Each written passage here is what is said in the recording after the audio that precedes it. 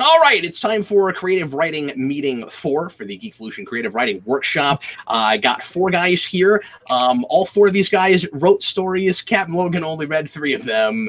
Unfortunately, I missed Michael's because I didn't think he got one out.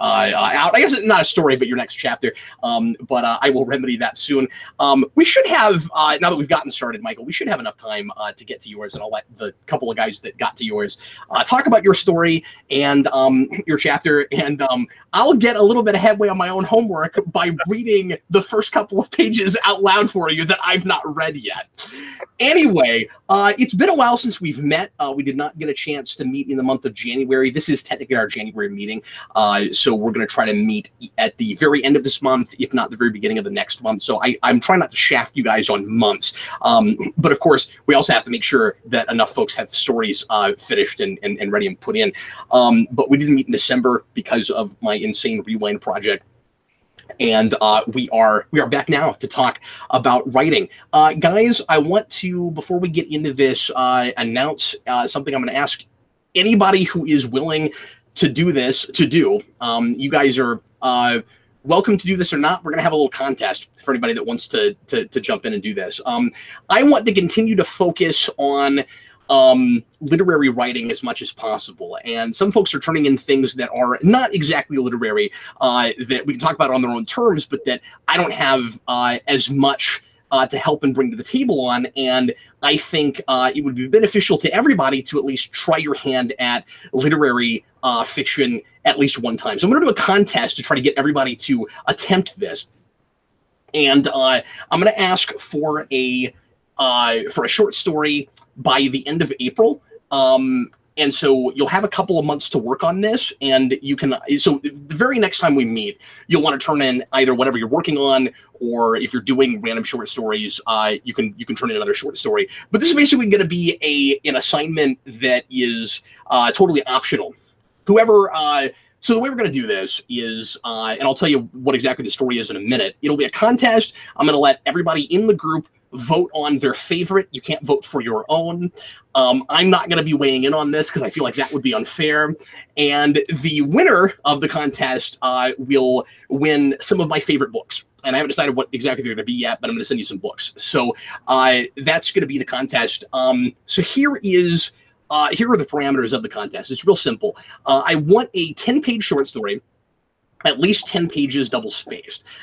So it can be as much as 20 double-spaced, as we're always looking for here in the workshop. And what I'm looking for is what I keep calling literary genre fiction. And the parameters of this are as follows. I want you to write a story, basically a superhero origin story without a costume.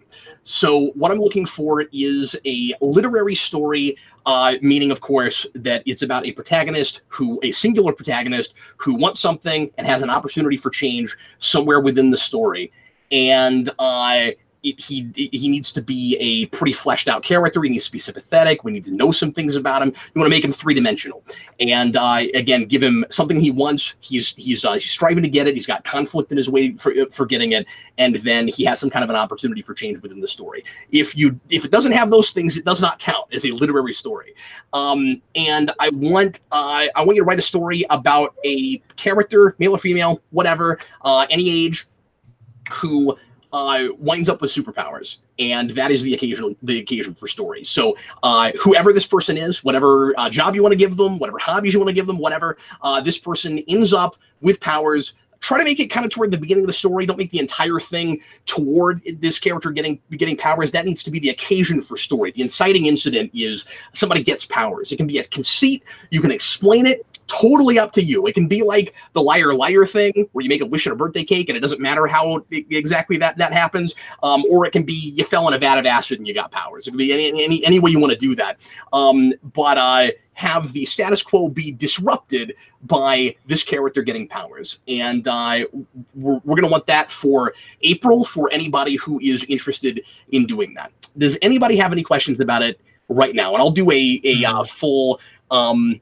written explanation for this and put it on Patreon. I just came up with this today and thought it would be a fun thing to try. So any questions? Sounds good.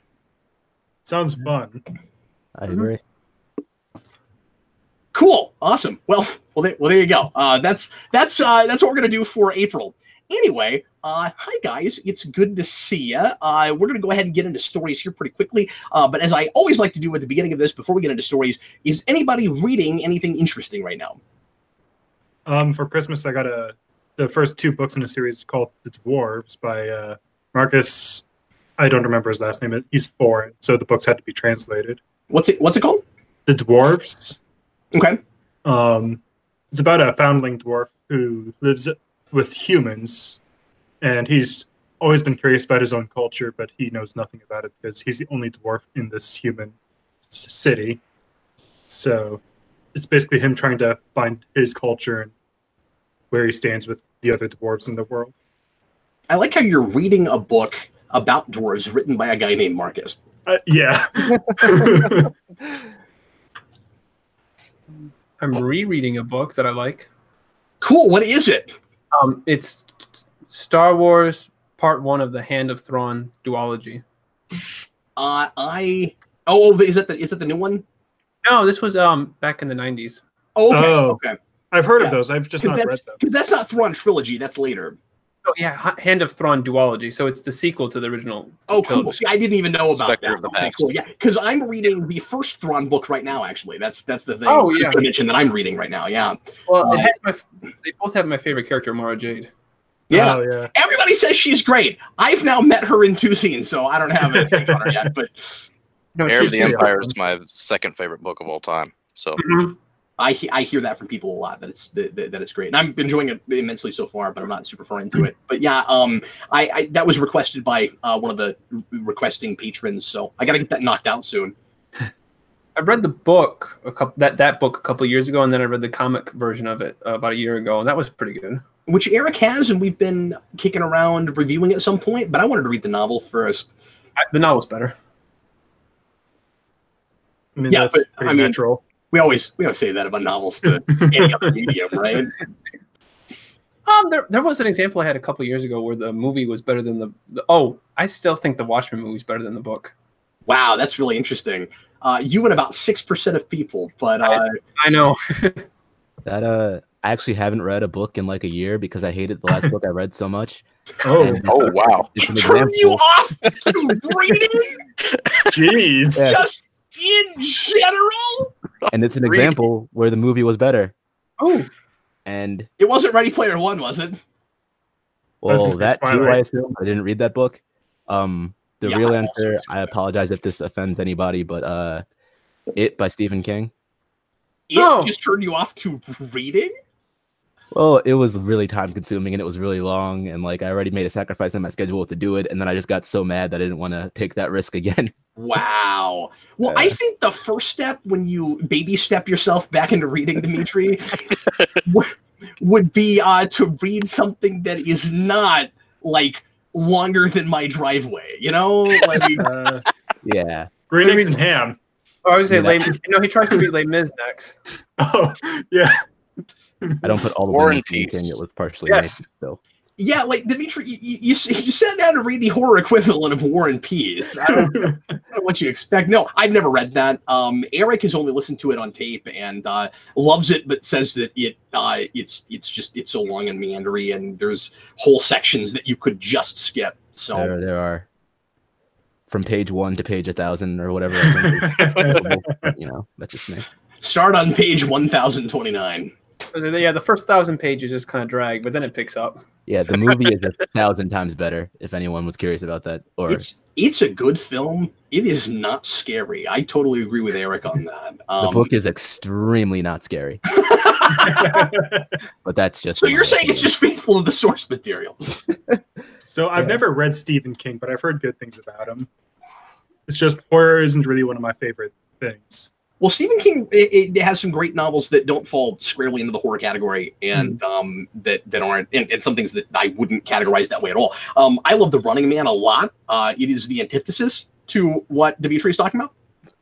I haven't read that, so maybe In it's that good. it's very short, and it could and honestly, that by itself ought to rank him as one of the great science fiction storytellers. I think it's as good as some of the great stuff that was coming out in the '60s. I really want to read 11/22/63 by him. I haven't done that. Now, the man cannot end books. No. The ending of that is somewhat of not great, but it's an excellent novel. I loved it a lot. The Hulu series was really good. No, it wasn't. I couldn't get through it. It's been years since I saw it, but yeah. Oh man, Justin, I'm sorry for disagreeing with you, but I was just about to say, like, everybody stay away from that miniseries.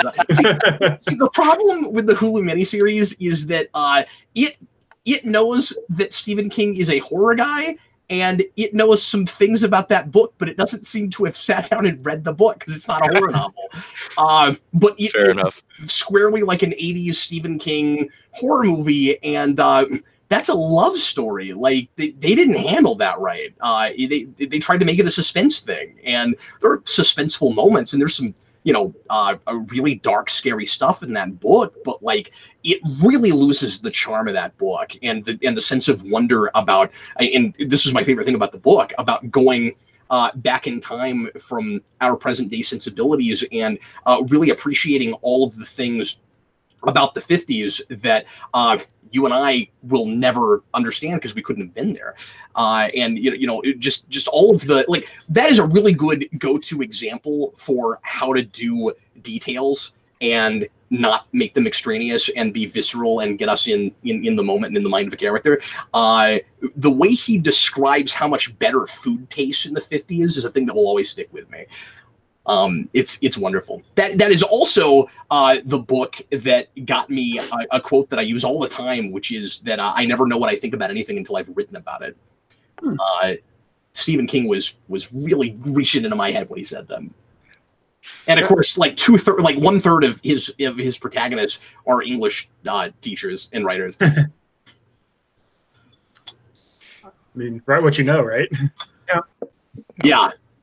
But sometimes you can write what you know, or you should like branch out a little bit. Yeah. But anyway, anybody else reading anything that you want to talk about?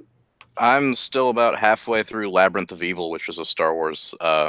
It's like right before Episode 3, but I've been on like halfway through it for like a month. So, so we're all either reading Star Wars or books written by the first names of our protagonists in our own books, or we're done reading. For the record, the one I'm reading was completely on accident. That was a Christmas gift. He accidentally cracked a book open. Oh dear, this book, it just cracked open in front of me. Now I must read it. I mean, how else do you decide what to read? That really flies in the face of my first rule. No one gives a crap about your story. The opposite. I'm sorry, what? Can you guys hear me? I can hear you. Oh, cool. Yeah. I heard like two people talking at once, and then everyone was being polite, and then we just sat around and we were being polite. And that's what's happening. Okay, are you guys ready to get into stories? Yeah. Let's do that, shall we? So we're going to start tonight with Jacob's next couple of chapters. He turned in 4 and 5, which came in under 20 pages, right at 20 pages. But I think you turned in. Had you turned in 4 last time? Yeah. I had turned in chapter 4 before, but then I went back and reread it after I posted it. I was like, oh crap, there's quite a few grammatical errors. And we did not get a chance to talk about it yet anyway. So this will kind of catch us up, which is nice. And I was really glad, I should say even out the gate, that I got to read these together, because 5 kind of books ends us and takes us right back to where we were at the end of chapter 3. So I'm glad we get to talk about that tonight. Yeah. So remind me, is this, because I know a couple of people have this already, or have this with their books. Is this a book that you've completed and you're going back and revising now as we're talking about it, or are you writing it as we go along? I don't remember. I have like a general idea of how I want things to go, and I've had that for as long as you don't have a full draft right now. No, not right now. This is about Dimitri has a full draft, right? Yes. Okay, Dimitri's got a whole draft. He's not even having to do anything month to month. He'll just go back and look at it, tweak things. And then Michael has a full draft. Yep. This is about the 8th draft I've had of this story. I just decided to restart working on it again when you decided you were going to do this workshop. So it worked out really well for me. Oh, neat. Cool. Yeah. Well, I'm glad we were there for you. Yeah, so am I. Okay, so I'm going to read the first couple of pages of chapter 4, and everybody get ready for bleakness. You know, just get ready for your hearts to crumble. Okay, here we go. Chapter 4. Is everybody ready? Okay, here we go. The following morning, there was a strange, almost electric energy in the air. Marcus felt as if he'd just surfaced from a pool of icy water. Everything seemed so clear now. The warnings his head had been making seemed silenced and so far away. And while he didn't get a wink of sleep that night, he felt fully energized. The 2 guards sent to bring him back outside even seemed taken aback at how wired he was. They hesitated before entering his cell. Marcus didn't offer any resistance as they clapped the shackles and collar around his neck, ankles, and wrists. Speak with Julius first, he told himself, taking deep, measured breaths as he was led up into the main hall of Dimas. Is it Dimas or? It's Dimas. Dimas? Yeah. His longhouse. Come up with a plan before you act. I just remembered him as Marcus's evil dad. Yeah. What he saw, however, gave him pause, so much so that the guards had to push him onwards. The tables around the fire pit were strangely devoid of food, and even stranger, there were no guards seated, and the fire pit looked cold and empty. Marcus's mind immediately started buzzing with questions, but before he could sort through them, the guards at his sides shoved him forward, towards the great doors leading to the courtyard. He could feel their eyes glaring daggers at him until he began moving again. This time, he only stopped once. This time he only stopped once he reached the massive double doors, and he waited as one of the guards shoved them open, ushering in a sudden wave of cold. The doors squealed on their hinges, as usual, but it was drowned out by a massive roll of thunder in the distance. Marcus felt his heart lodge itself in his throat at the noise, and he grimaced as he was shoved into the downpour beyond the threshold. The courtyard was bustling with activity. The slaves were rushing around faster than normal, though they were no longer burdened with chains at their ankles and wrists. The glowing red collars remained, however. Guards were bustling around the castle, occasionally stopping to bark orders at a slave or two before continuing on their way. Marcus frowned as they rushed past. They were clad in mail hauberks? Is that Hauberks. I'm familiar with? It's hauberks. I'm trying to be a little bit more realistic with armor in this than your general fantasy. What is that? It's kind of like just a male shirt, like made out of those tiny metal rings that you see in fantasy movies. Okay, cool. Yeah, so it's just a chainmail thing. Yeah. They were clad in, and once again, I still want it to be Roman. They were clad in hauberks over their traditional violet gambesons, and their short swords bounced on their hips as they dashed past, apparently too busy to pay him any mind.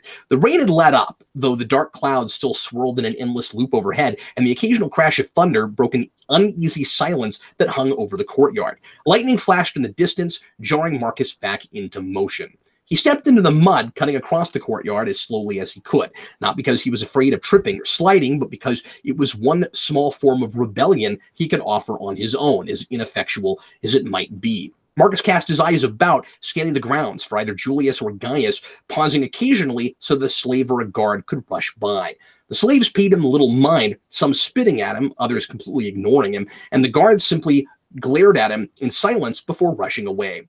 Marcus frowned in confusion, but before he could take another step, Gaius appeared before him, his face a mask of pure terror. It was a look that Marcus recognized almost immediately. "Get to the curtain wall, half-breed," Gaius barked, quickly bending down and producing a small iron key. There was a soft click as the shackles at Marcus's ankles popped open. "And by all the gods, you'd better get it done today." Marcus raised an eyebrow at the foreman, as the foreman rushed to unshackle him, but remained motionless. Then, in a fit of sudden courage, he dared ask, "What's going on?" Gaius glowered at him, but remained stubbornly quiet, just waving him on. For a moment, Marcus considered pushing his luck and staying rooted to the spot until he got an answer. But then he saw Gaius's hand resting on the hilt of his short sword. Marcus swallowed his questions and pressed on as Gaius instructed. He set his shoulders and stepped around the foreman, continuing his easy pace. Moments later, however, he felt the kiss of a whip across his back, drawing blood. Marcus winced in pain just as a guard screamed for him to move faster. Spoiler alert, not too long from now, a guy's going to lose his tongue. Yeah. So let's go ahead and start with Michael. Did you read this chapter? This is the only one I didn't read. This is the only one. Okay. Well, that's okay, Michael. Because I didn't read yours. So let's hear from Dimitri. I skimmed that. I'm not entirely sure how it ended because I was actually trying to get that read today. But I can say that you've definitely improved a lot since I wasn't there for the last meeting, but at least the meeting before that. Oh yeah, you weren't. That's right. Your descriptions and your I don't know the word I'm looking for. Just the way you told the story and how confident you were in the prose, just feels like you feel more secure in what you're doing, I guess, so to speak. The pacing is still relatively slow, but I guess that's just a part of the story that we're gonna have to get used to by now. I didn't mean that to be like offensive, but that's just like the way that's. Oh no, it's a note that comes up every time, so I totally get what you're saying. Where you're just like, okay, this is the kind of story he's writing. Yeah. We'll stop complaining about it now. Not much I can say in the way of criticism. You're just keep doing what you're doing, keep improving on the things you're improving on, and it's shaping out good, I guess. I don't really have anything negative to say. All right, thank you very much. You're welcome. Justin, I forget, did you get to any of this? I got to some of it, but very little of it. Do you have any notes at all? I would echo a lot of what he said, and I would also say that well, I had it and then I lost it as I was getting a drink. I may have actually mentioned this last time because it seemed so last time also, but definitely this time you 100% have a grasp on what you're telling, which may seem odd, but I've read a lot of things that just don't understand what they're trying to get across. And it seems like you really do have a firm grasp on what kind of a story you're trying to tell. And I enjoyed what I read of it, really. All right, thank you. Okay, so I read all of it. I did, and anyway, so I guess I'll give you some specific notes. All right. All right. So the big thing that a lot of us have been concerned about moving on is, when is Marcus gonna get out of the camp? He's a slave. He's been. It's interesting because I'm always harping on proactive characters, and this is a guy who is. You could almost say that his motivation is to be proactive, and the universe will not allow him to do that.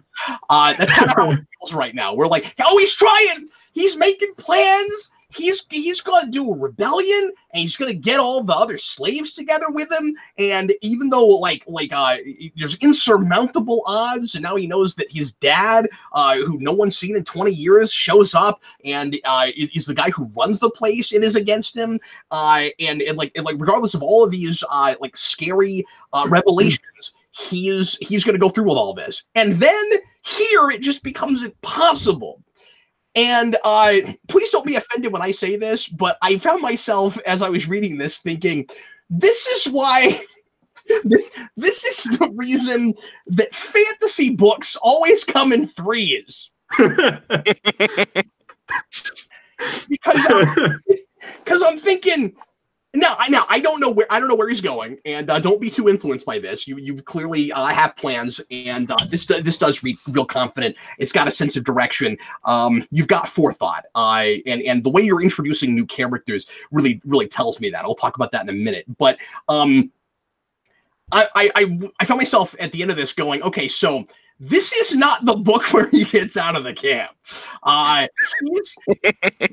This is the book about how he tries to do that, and all the interesting stuff's happening at the camp. The thing is, while I'm still a little bit impatient about it, the revelations that we're getting and all the questions that we're asking as new things are revealed to us are interesting and all about where we are right now. We've got this. It does feel like we're still in setup territory, and I need to see the length of the book and the overall pacing before I can tell you whether or not I think that's a problem. But we're still in setup territory in the sense that we're still laying a lot of groundwork. We're still meeting a lot of the important new characters, and we've got a machine now. We got a big mystery machine that the evil dad guy has built and is having built that may or may not have something to do with, or that he needs his son for, may or may not have something to do with his powers. I'm expecting something like Magneto in the first X-Men movie, but I don't know what's going on yet, so I don't want to make assumptions. But so while I'm a little bit impatient about the fact that he's not being allowed to be proactive, all of these new characters are really interesting and coming alive to me, and I want to know more about them. And I think the pacing right now, again, for the kind of thing that you're writing, is excellent. I'm really impressed with the way you're able to continue to drop new important characters on us as we're getting to know other new ones that you've just given us. That's really difficult to do in big fantasy epics because they tend to have a jillion characters. And I can't follow them all, and as soon as I've met 3 of them, there's 16 more that all show up on horseback, and I'm like, who are these people? And this doesn't have that problem. We get to know Bedelia, who I keep wanting to call Amelia Bedelia. I'm holding back, trying not to do that. And she's pretty. It looks like she's probably going to be our love interest. And she had that whole kind of self-sacrifice thing she tried to do last time. And I'm very interested in her relationship with the protagonist. And then you've got the.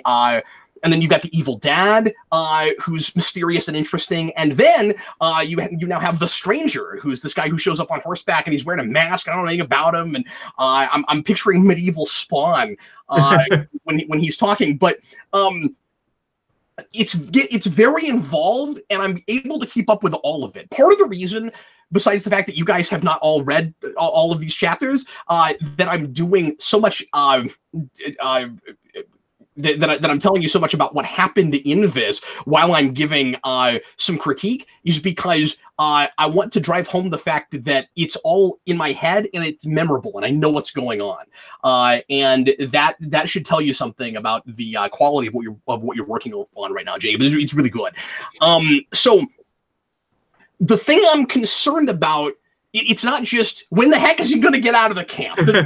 The thing I'm more concerned about right now is that you're dropping so much insurmountable odds on your protagonist. I'm worried you're building a house of cards that's going to fall down before you get there. And I'm like hopefully, I mean, we'll see what your plan is. But like usually you've got a character like this who obviously this is supposed to be an underdog, and we're supposed to, part of the reason that we root for him is because things seem impossible. But usually with a character like that, you get like 2 steps forward, you get like 1 step forward and like two or 3 steps back, right? I'm expecting that with Dimitri's story. Dimitri's got his protagonist right now in like a real happy, good place, and I'm expecting the very next chapter the other shoe is going to drop, and one of his parents is going to have a heart attack, or his girlfriend is going to decide that she doesn't like the fact that he's more of a fan of waffles than pancakes. Something is going to happen in that. Oh, you predicted it. But what we've, that first prediction more likely than the second. But what's happening here is 0 steps forward and 100 steps back. I wrote something along the lines of it started as a David versus Goliath story, and now it's a David versus Galactus story. He's got no chance, and like, again, you want things to be difficult for your protagonist for us to care. It shouldn't be too easy. But if it's this hard, I'm worried that when he finally wins, I'm not going to buy it. So that's my reservation. That's nothing necessarily against what's going on here, except that it's possible that you start to lose people a little bit because of that. But you're working enough on the back end with all these new characters to keep me interested. And I think the majority of people that are reading this that like this kind of thing, that should keep them engaged. You and I listed some examples and told you what to go back and take a look at. You've got some punctuation and grammar issues. Nothing crazy, but the thing I'm seeing that you're regularly doing incorrectly construction-wise is with your dialogue, where you tend to have a period before quotation marks, and then and then with like he said or she said, it's a capital H. That should always be one sentence. It should be played as one sentence, even if those clauses separately count as separate sentences. Even if a quotation mark ends with a question mark, it's he said with a with a lowercase h, not an uppercase h. The only time you would do that you would uppercase. I hate using that as a verb. The only time you would capitalize that would be if you don't need to tell us who's talking, and the very next thing we see is an action. So if it was like Marcus said, hey you, get off of my cloud, and then it's like he jumped up and down. It was those separate thoughts, separate ideas. Let me see if there's anything else like that I need to openly criticize you about in front of everyone.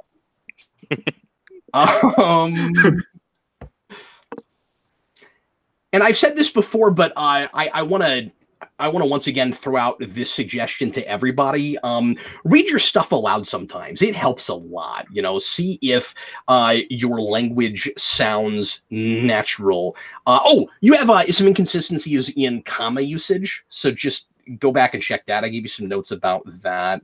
All right. One more thing I want to throw out as far as criticisms go is, and I want to mention this here, even though I've got notes about it for you, because this is a thing I think everybody can work on, or at least some of us can work on a little bit. You're a little bit fixated on like the physical, like coming up with physical ways to suggest how a character is feeling about something. Like, you want a good mix of showing and telling when you're in a character's head and he's reacting to things, right? So it starts to get almost unintentionally funny, the sheer number of times like Marcus's heart skips a beat. Like, I'm waiting for him to have a heart attack because his heart keeps skipping beats, and he's got a lot of lumps in his throat, and so I'm worried he's not going to be able to swallow. You know what I mean? You want to try to stay away from the trite stuff as much as possible. It's hard, right? It's very difficult to come up with other ways to say sent a shiver down his spine, but try, because we've heard that a bazillion trillion times, and it is sometimes you don't always want to just come right out and say he was angry or he was sad, but it is sometimes okay to be explicit about those things. And you want to come up with a good balance with it. It just seems like it just gets to the point where we're so fixated on the way he's breathing and stuff because we're trying to use that to convey how he's feeling, that it would almost be refreshing if I was just told how he felt. You know what I mean? Okay. Yeah. So you just got to find a balance. It's difficult. Right. Yeah. But those are my notes. I'm very excited to see where you're going with things. All right. Enjoyed it a lot. I'm glad. I'm glad to be catching you with that. I know that it's not your general usual genre that you enjoy. It's not, but it reads like a Roman thing with like elves and so or whatever. So since that first time that you brought that up, I've decided to kind of lean into the Roman stuff. Yes! Like, at least for the human cultures. So, like, the humans are going to be very Romanesque. And it just already read that way. Like, you don't have to change anything at the beginning. It already reads that, especially with the names, man. You got a guy named Gaius, and it's not Roman? Yeah. Like, I was like, you know what? That makes a lot of sense going back and looking at this now. In fact, I even changed the word master to Dominus, which is a... Yes, I know that. I'm excited. So I've decided to lean it full on into that for at least the human societies. No, that's really cool. Do you have any questions? No, not beyond just those. Well, actually, I was a little afraid of the stranger being cliche or played out because of like stuff from like Lord of the Rings and the Wraiths and all that. like I was very much inspired by them. Like the guy shrouded in all in black robes and all that. But I was like, it's kind of a good motif. But yeah, just give him some stuff to stand out. Like, yeah, we haven't seen enough of him yet for me to immediately call it trite. Like, that doesn't fall into the cliche category until it's generic, right? Because I mean, Right. like by that logic, the fact that you have like a elf would be cliche, you know. okay. So I think you're okay with that, on that, if you do some things to make him interesting.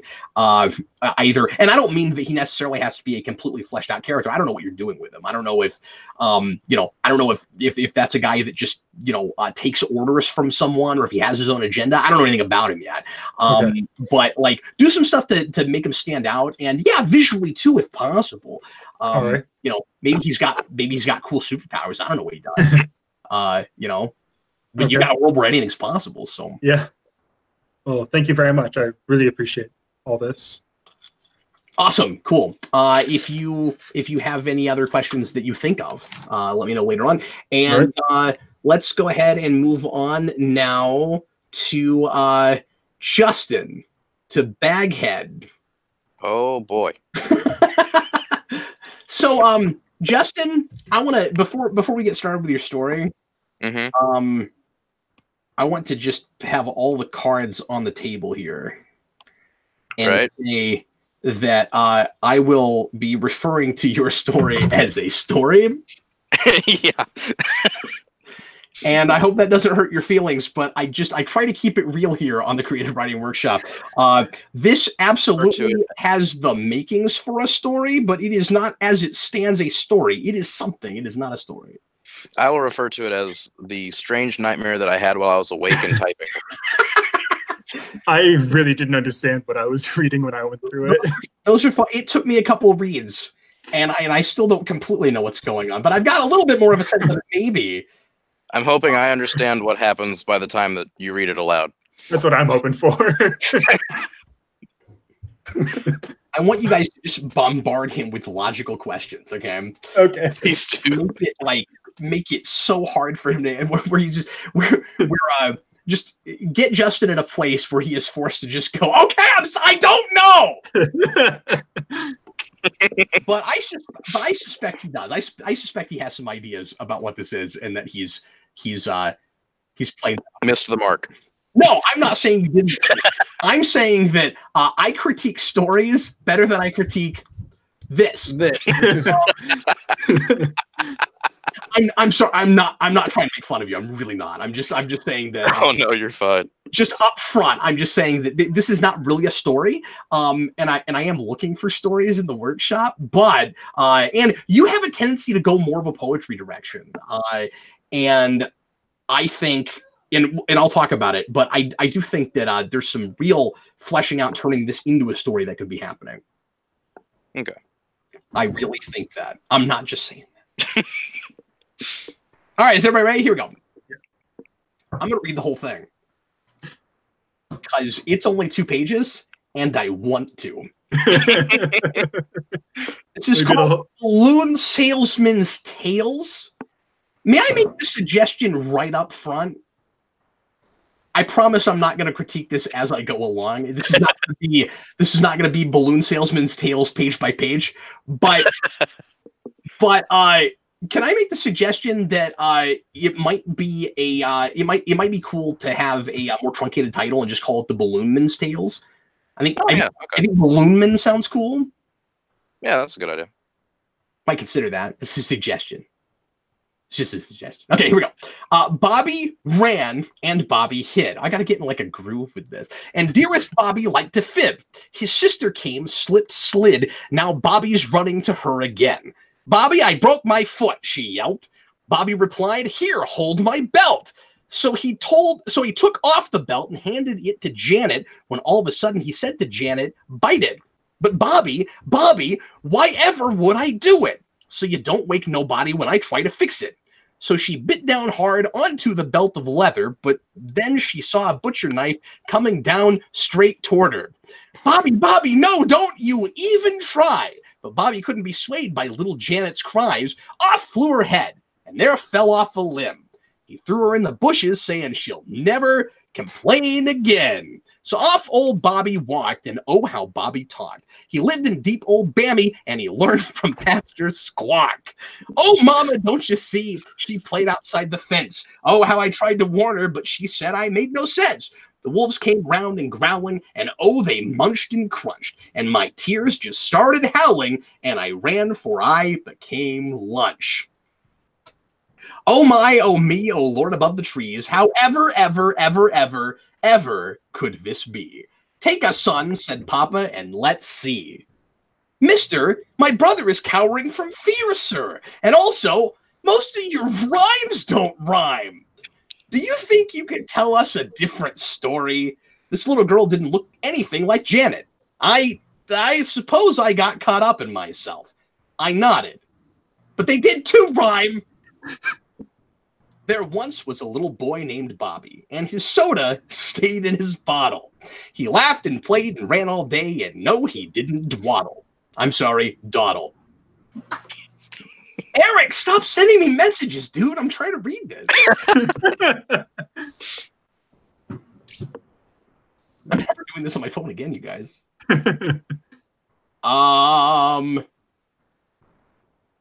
Let's see. Dawdle. His hair was brown, his shoes were green, his demeanor rather meek. But let that not fool you, kids. This boy was a sneak. Janet was his sister, and she loved playing games. So they went outside only to find they went out in the rain. They'd already ran so far in the field, the house was truly far. They had to dash so frickin' fast, they made themselves dang parched. But never fear, they had a plan. And for once in his life, Bobby didn't try to scam. They got to the fridge and looked around. The soda, that's what they found.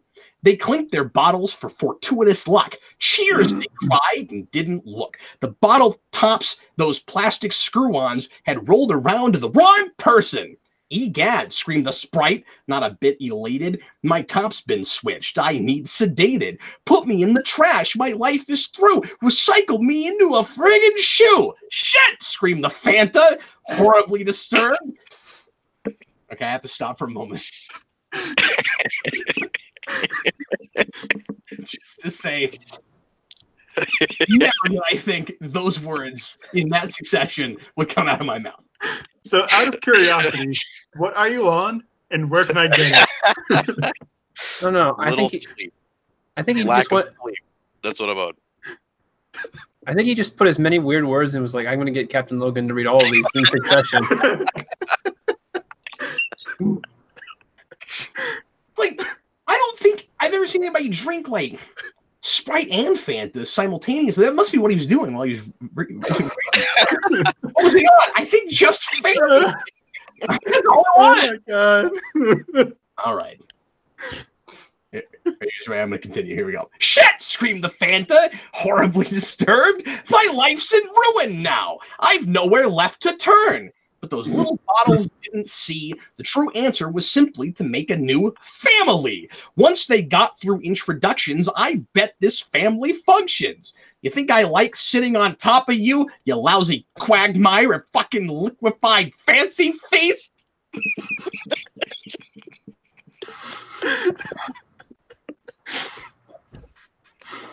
When I get the chance, I'll choke you out like you deserve. Squashed and creased, said the Fanta top on the Sprite. And as for you, punk, I'm going to show you the big funk. You just think you're suffering. Pretty soon you're going to be jumper chin, said the top from the Sprite. Mister, can't we just buy a balloon? This ungrateful little prim and prop I showed her I did. Why? Is your story suck? And jumper chin isn't even a word. The boy chimed in this time. Oh, yeah, I asked. Then why don't you two invent the story for me? Okay, sure. The boy. Fine. The girl. I do so love being told stories by all my Janets and Bobbies. This time, Janet seems much more aggressive than usual. Got a character for her. I so hope she'll tear his ear off and stuff it in his nose this time. That would top the whole pretending to be bottle caps thing while stabbing one another in the throat, and that was a stroke of creative genius last week. I'm not going to pretend like I know what that last paragraph is. I'm not. I have ideas. I might be reading too far into them. I feel like I'd understand it perfectly if I was high. I feel like I am high now. I didn't have time to prepare it. I have considered chords on a ukulele. I really did. I'm gonna start with the person that looks the most bewildered, and that would be Dimitri.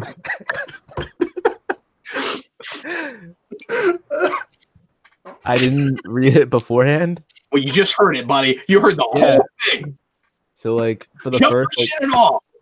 the first like couple lines, I was like, all right, this is like a rhyming story, cool, and I'm gonna like be on board with it and see where it goes and how this turns out. And then at some point I just fell off and I had no idea what was happening, and then words just kept coming and sentences kept forming. I don't know. The soda started talking. I don't. I don't have anything to add.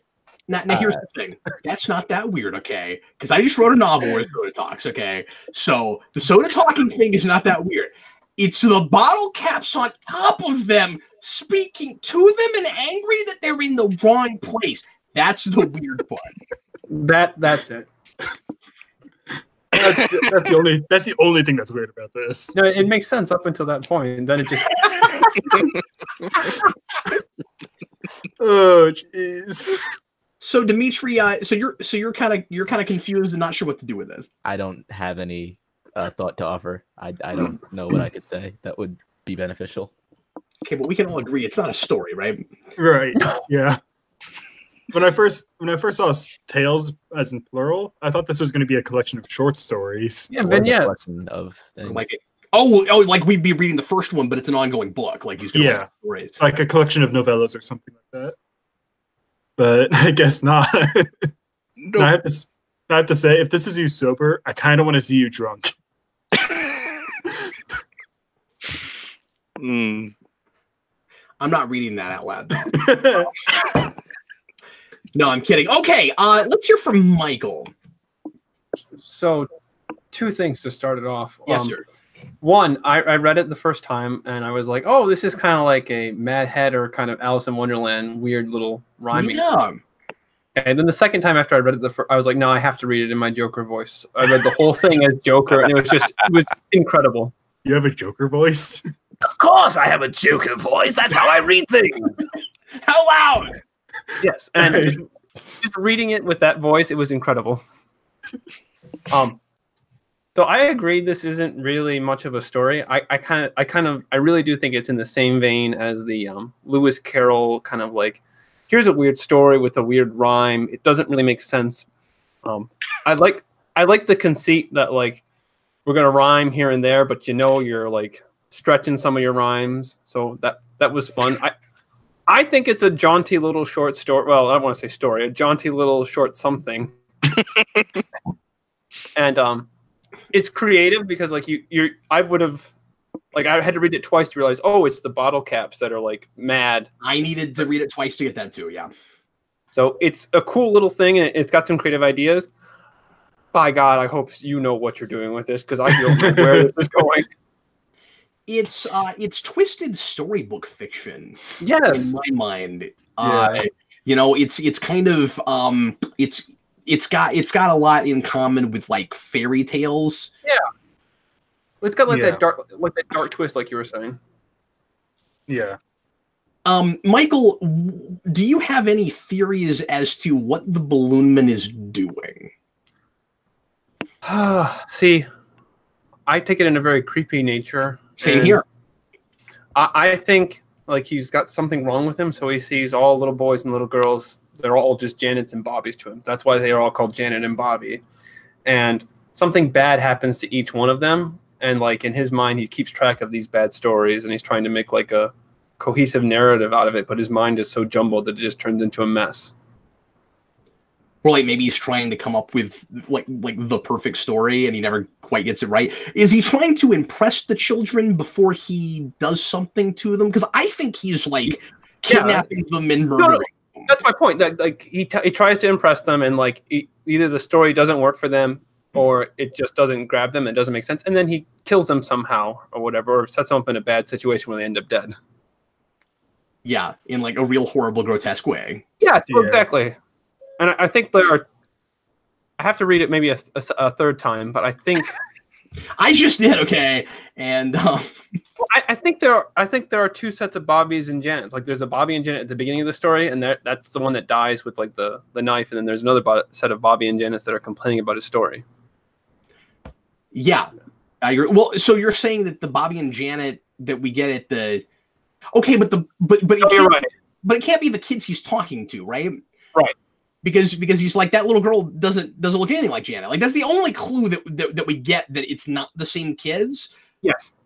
But do they then become Bobby and Janet in his story because he does something bad to them? That's my assumption. Is that the next time he tells a story, it's going to be about these kids that he cast that way. Well, I think it's along those lines. Like every little kid he runs into, every little boy or little girl he runs into, becomes Bobby and Janet, and like that's just his way of dealing with it. Like he doesn't see them as distinct people. He's just like, oh, you don't look like the last Bobby or the last Janet. Well, you're the new Bobby. You're the new Janet. And then the biggest question of all: has he ever sold a balloon? Well, they stole my balloon. They stole my balloon. Why did anyone tell me you had one of those things? Jacob, what did you think of this? I thought it was kind of in the same vein as like the Brothers Grimm fairy tales, like you guys were saying, but also a little bit like Alice in Wonderland. It felt very mad to me. I don't really know what to make of it because it just feels so out there, and it reads very much that way. So I don't know what I can say to help you improve whatever this is. I'm really sorry about that. Get drunk or get high, then it'll make more sense. Yeah. On your own terms, and you want to say and you want to try to help this piece do whatever it is it's trying to accomplish. I don't know what it's trying to accomplish. Yeah. So Justin, I want very much to see you try your hand at a story next time with a beginning and a middle and an end. And I think whether you do it next time or not, I think there is what you wrote here is a germ of a story. Getting serious for a moment. I think a story about a couple of kids or even one kid that and maybe make the kids the protagonist and that come upon this balloon man, and he seems like he's completely insane and out of his gourd, and they're trying to make sense of him. I think you could have a story there somehow. I like the idea, and I don't know if this is what you're doing, but I like the idea that whether the balloon man were to be the protagonist or the antagonist of the story, I like the idea that maybe we're learning things subtextually through the stories that he's making up about him.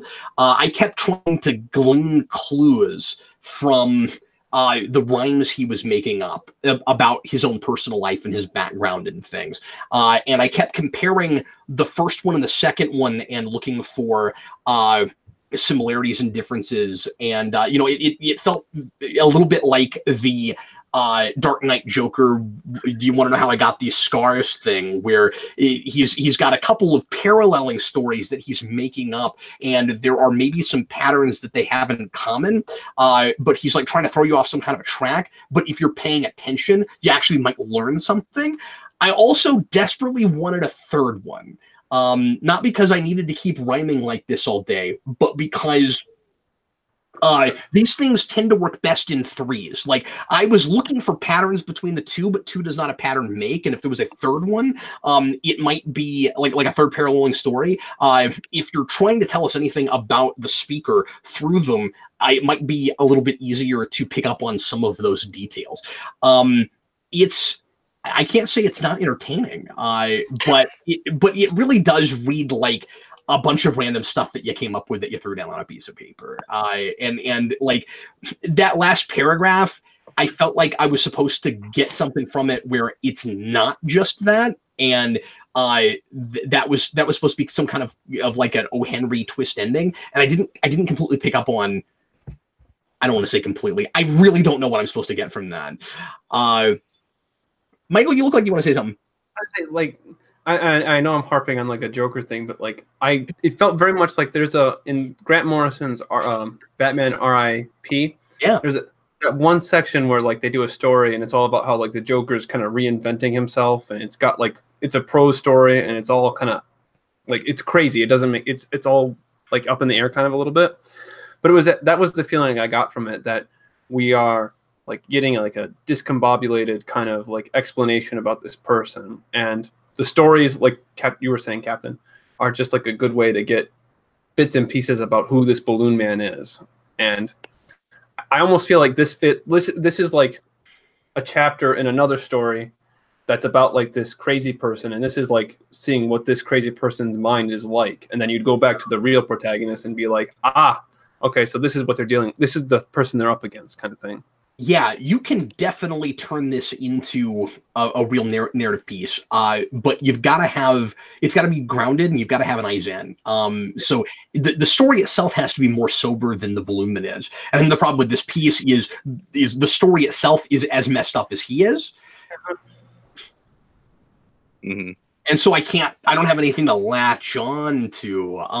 But yeah, really, I know I've been driving this home really hard with you, Justin, but take your poetic sensibilities and let them work for you in fiction if you want to actually try your hand at fiction. I feel like you've been dancing around it as we've been doing this workshop, where you've been writing a lot of narrative poetry before you've been writing actual short stories, and I think you can let that language work for you.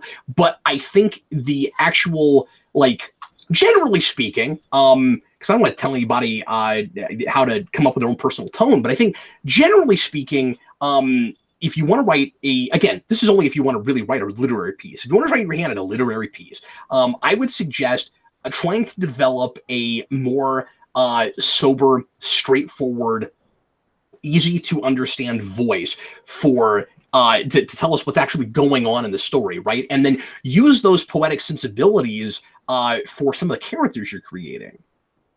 Sure. And let that really work for you. Okay. Thank you. And as always, I had that even with this. I say as always, as I have mentioned to you before, Justin, really watch the mixed metaphors, because I found another mixed metaphor. What was it? I'm bad with that. Yeah, well, I don't mean to single you out. It's just a thing that we should all watch out for. So when I see examples of stuff, I like to mention it. Where are you in my notes? These are old notes. That's why. Because I was looking for notes for Michael's story earlier. One second. This is what happens when you read the Balloon Man story. You go crazy like him. You just lose everything. You forget to read Michael's story. That's just what happens. That's what Why get the Balloon Man for everything now? I think that would be fair, yeah. Justin, my notes to you open with this sentence. Okay. This is an odd one, and honestly, as is, I'm finding it a little impenetrable. Just a little. It's a little impenetrable. Let's see here. Well, it's in here. You'll see it. I'm not finding it right off. Okay. Do you have any questions for us? No, not really. Just I'm surprised that Michael was able to get just as much out of this as I was actually sort of meaning. Yeah, we'll be on the right track. Yeah, Michael hit it spot on. Yeah, actually, that's exactly what I was going for. The small part of me that was actually paying attention when I was typing. So what does that say about me? Now that must mean I'm. Okay, we got a Balloon Man. You are the Balloon Man. He's able to mind in the the head of a serial killer, or of a crazy balloon man that might be a serial killer. I'm going to subtract it because I can't figure anything more about me. First season, crap! I first need to figure. First season Gotham had a Balloon Man. Balloon Man, yes. With remember that? It was one of my favorite episodes. That was a Ben Edlund episode, if memory serves. I don't remember anything about that. And he would tie balloons to people and then let them go, and then they'd go up into the air, and they pop, and then the people would plunge to their death. And It was morbidly hilarious. It's great. What show is I this? only saw the pilot. Gotham. That was Gotham. That was like 5 or 6 episodes into Gotham. It's a funny episode. That was when it really clinched it. Oh, this is Batman Returns the series. Yes. And it is. I found that mixed metaphor. Tears don't howl. Yeah. Say that again. You cut out. Howling tears. Tears don't howl. Yeah, that's a good point. But yeah, that was one. Anyway, I'm sorry. I'm just proud of the fact that I was able to make you lose it.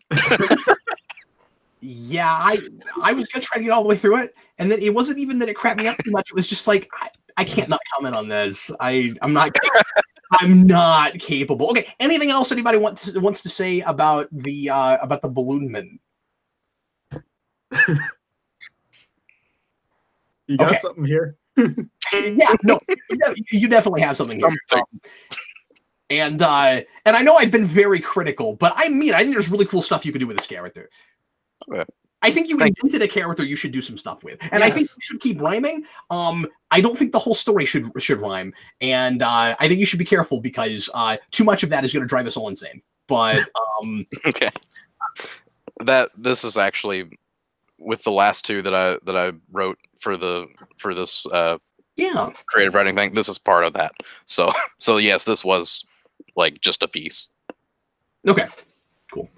All right, we're going to move on now to Dimitri's next couple of chapters. As soon as I get them up here, hold on. Which ones? Because I submitted some last time and then that didn't get read, and then this one. So I don't know which one you want to do. I figure we'll just continue to move on. So I've got 7 and 8 for today. I read 6 and 7. Oh, did you? I read 6 and 7. Okay, I just read the most recent thing that you put in. I'm a bad student and don't have. Yeah, I'm just here. He's just not doing anything. He's just trolling us with his Balloon Man stuff. See, I thought it was the most recent one because it's the most recent one from Dimitri. Yeah, Yeah. I 6 and submitted 7 is- two. 6 and 7 is the most recent. I submitted like 3 and 5, whatever the other two were before for last meeting, and then I wasn't able to make it or Have whatever. we not talked about that one though? Maybe we we didn't. didn't. I mean, I wrote notes about it. Yeah, you said you would talk about it this time, so I'm sorry. It's been a couple months. It's really hard to keep everything together. I have written 14 relines since then. One second here. okay. Yeah, we lost a month, and I forgot that you didn't make it to that last one. I'm just having a hard time getting this to work. 1 second. Yep, I'm just here trolling with balloons and toast on a fork. Oh my god. Okay, yeah, 6. I said 7 and 8, but yeah, 6 and 7.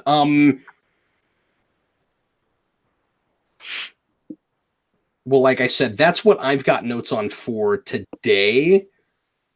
6 and 7? Yeah. Okay, then I think we're all on the same page then. Yeah, did anybody not read 6 and 7? Well, yeah, I know, but you don't count. I'm just kidding, Judge. But Jacob, are you caught up? Yeah. I mean, I don't think I read 4 and 5, but Okay, yeah. So we'll just plow through, and I'll make sure, Dimitri, that you get notes for 3 and 4. But yeah, let's talk about this because there's a lot to sink our teeth into here. Is everybody good? Yeah. All right. Okay, so chapter heading for chapter 6 is Meet the Thompsons. And here we go. I took a deep breath as I walked up to the porch and prepared to ring the doorbell. I had no idea what to expect. I was so unsure what I'd gotten myself into. This Tuesday night, I was wearing my nice-looking clothes, standing outside Carrie Thompson's house, moments away from meeting both of her parents. It was her idea, after all. Tonight's going to be hell, she moaned that morning as we left the cafeteria and I began walking her to her homeroom. My dad's coming over for dinner. Since they split up, every time my parents see each other, it's the same thing. Them screaming at each other the whole time and me caught in the crossfire. Have you tried talking to them about it? I reasoned. Carrie scoffed. That would imply they valued my thoughts and feelings. She sulked as her eyes wandered off in distress. Then they suddenly lit up as if she was struck with realization. You know, she began, her frown turning into a slightly mischievous smile. Maybe they would act civil for once if I had a friend over. Who you going to ask? Who do you think, you dork? Come. I admit I was thrown for a loop. I thought you didn't want anybody meeting your parents.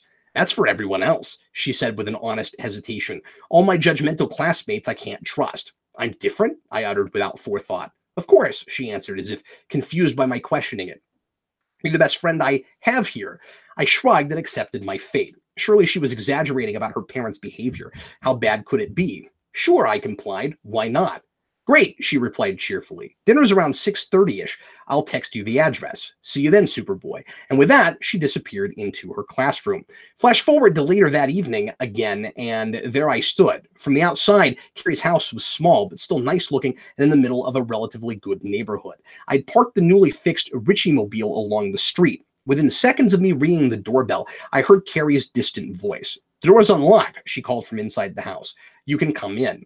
I put on my best upstanding young adult face as I gently opened the door. What lied beyond it was a beautiful, obscenely tidy home. Everything in sight looking thoroughly vacuumed, dusted, or sorted away. There were pictures of Carrie as a kid everywhere. From the door, I could see a small portion of what looked like a den and a staircase, with Carrie herself walking down. She had her same usual mellow smile, but her usually braided hair now hung down freely around her face, carelessly, and she was barefoot. You just gonna stand there? She laughed as she walked down. Come in. I dumbfoundedly took a step in. Carrie shut the door for me, then pointed. Meet my dad. I turned to see her father and nearly jumped. He was a tall, broad-shouldered, muscular man with a dress shirt and a grizzled goatee. There was one thing about Carrie's dad I'll always remember. It's that he was huge for no reason. He reached out his giant, manly Goliath of an arm, and I trepidatiously shook his hand, hoping he didn't crush every bone in mine. You must be Ricky, he said welcomingly. It's Richie, Glenn, corrected a woman's voice. Amazing. This behemoth before me was named Glenn. All eyes shifted to the door to the kitchen as a tall 40 going on 25 looking woman entered, removing the oven mitts from her hands. I'm Carrie's mom, she said to me with a smile that seemed simultaneously sweet toward me, yet passive-aggressive toward Glenn over there. Carrie's mother also somewhat surprised me at first glance. I wasn't exactly sure what I was expecting, but nonetheless, I wasn't expecting her. She had long brown hair, a few shades lighter than Carrie's, with her same green eyes and, most surprisingly, a big, full smile. She looked toned and completely in shape, like a totally cool mom you would see in a protein shake commercial. Okay, let's start this time with Michael. Okay. So reading this, I really enjoyed it, and this might be more just because of my personal experience, but this reminds me of the very first time I went over to a friend of mine, Brianna's house, and it was kind of the same thing of like meeting her parents and being like, "Oh, God, your dad is intimidating." Like her dad looked like Jack Nicholson, so I was already afraid, and I just was like, "This is not good." But you really capture that like feeling of like someone connecting with another person, and they've got this great bond like between them. Like I love the little thing where Carrie leans over his shoulder and is like, they're uneasy around you because you're acting weird. Just act like yourself. And it was it's those little moments like that where you really get this like good connection between these two characters. Or especially like too when she's about to try out for the choir, and Carrie has this great dialogue where she's like, when Richie's like, he says like, well, what would you tell me if I said I was feeling nervous? And she says, I'd say you're being silly. Just go out there and open up to new experiences. And he goes, well, what do you think I'm going to say to you? And she says, well, I should tell you right now, you should stop listening to my advice. Like that was just this good back and forth. And I've had real people talk like that. So that's kind of the part I really love, is just how these characters come alive, and it feels like, oh, this is genuinely how real people act, and it's great. Thank you. The ending with like the new year coming in and everything, that's perfect. I kind of like that build up. Like I like that idea of like you've timed it out perfectly, so it all kind of works up where you get like the fireworks at the end, and it's kind of like that feeling of like, oh, this guy just kissed a girl and he likes her, and it's just like this immediate kind of like joy and everything and rapture. So I like and it. Next time everything's gonna go wrong. Don't listen to him. Don't ruin everything. I know it's called She's. It's gonna be the waffle thing. I know you call it She's Leaving, and I know that probably is indicative of something bad happening, but I don't want anything bad happening, which is a testament to how well you've created these characters. Well, thank you. I wish I had. I don't really have a complaint or anything. I think sometimes, there's one or two lines where I'm not like, they don't grab me immediately, but overall it works because I give it like a pass. Like I think, well, this is how two kids in high school would talk, kind of thing. So that's why it works for me overall. So that's my complaint. Like maybe one or two lines out of the whole thing don't completely work for me, but that's such small potatoes in the grand scheme of everything. Do you remember what those lines were? Cap read them today. I'm trying to find. Let's see. It's a little stiff when she says things like, "That's for everyone else," she said with honest hesitation. "All my judgmental classmates I can't trust." And yeah, you're right. That's comparatively stilted. And yes. The fact that the dialogue is as realistic and believable as it is, like that's a testament to the rest of the dialogue. It's usually not that stilted. That's a little wooden. Yeah, that's the only one I could like when Kat read it out loud. That's what it was like. Oh, it wasn't just me reading it weird in my head. That's just it does sound a little bit awkward in that position. All right, thank you for pointing that out. Mm-hmm. Real quick before we move on, I want to echo something Michael said because this is really important. Things are going well, and we're not bored, and that's great. That's impressive because I still get a sense of an undercurrent of internal conflict, certainly, and like everything's not completely roses and butterflies. Like I like details like he's trying to keep all of the stuff he just studied for a test in his head. That's like a really nice detail where you're reminded like he's on cloud 9 but life stuff is still happening. That's pretty sophisticated. Well done there. Let's see. So Justin didn't do his homework. Or did you read this one, Justin? Homework. I forgot what you said. I'm sorry, but you cut out again. I think my connection's bad. Okay, so yeah, so you didn't read all of this one, right? No, I did not. Go ahead, Jacob. I don't have a whole lot of personal experience in terms of romance, so right away I'm kind of at a disadvantage in this. But I do like the chemistry that Richie and Carrie have. It seems very natural to me, and I want to see them together. I definitely ship it. That's the goal. Yeah. I was a little caught off guard on a couple of the time skips, like especially at the beginning when it starts at him going into the house to meet with the parents, and then suddenly we're back at the morning. Yeah, I don't know why I wrote it like that. I don't think that's a problem at all. I don't know that it's a problem per se. It's just something that I was caught off guard by. I was not caught off guard by that. In fact, I was impressed that you did it right.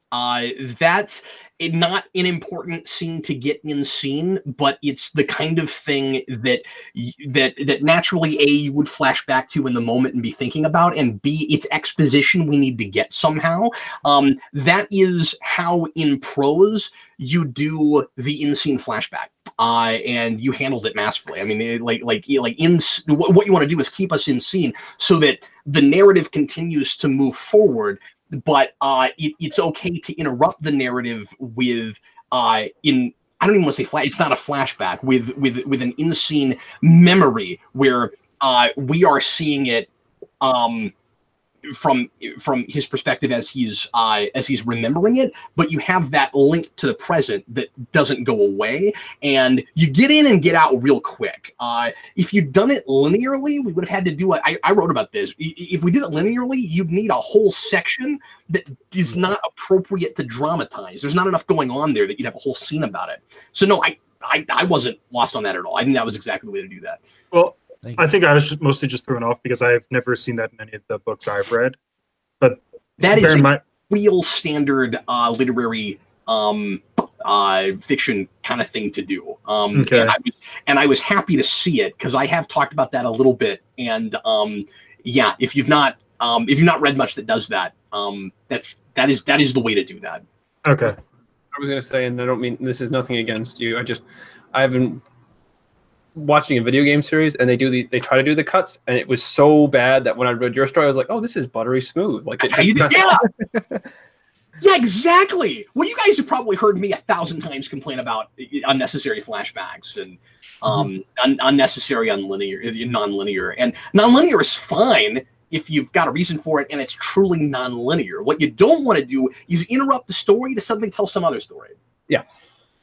Yeah, and I'm not saying that it was bad. I'm just saying I was caught off guard. Mhm. So I don't really. Yeah, I just have to argue with you because I praised him in my notes for that scene.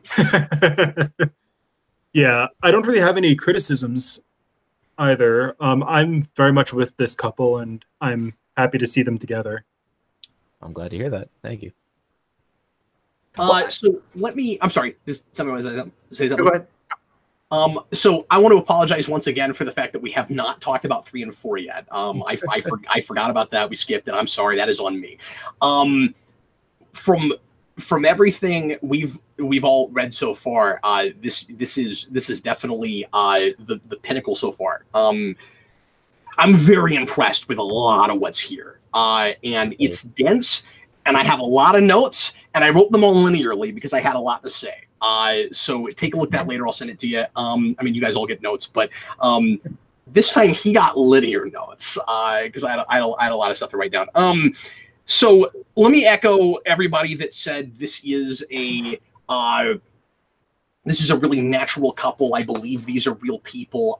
The most impressive thing for me is the way you take this girl who's been putting up a wall and acting like and doing kind of this perfect attitude thing where she's got a mask on and she doesn't want anybody to see what she's really like.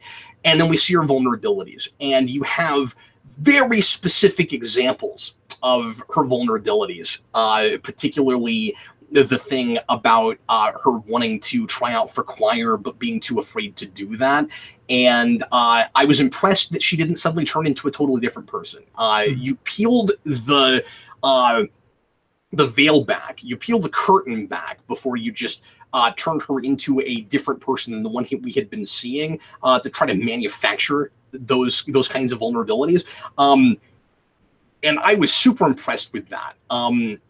You're doing a really good job of integrating all of the thematic stuff, and there's a lot of, I don't mean this in a bad way at all. There's a lot of real, typical thematic stuff for a coming of age story that you're making kind of fresh and new again and integrating into your narrative rather than just superficially having characters talk about them like a lot of CW shows, and I really appreciate that because that was the thing I was a little bit worried about. There are a couple of things that I highlighted as being a little bit too typical and feeling kind of cliche compared to the much more like very specific and unique things that you've come up with. So the big one is I didn't need the shooting star scene.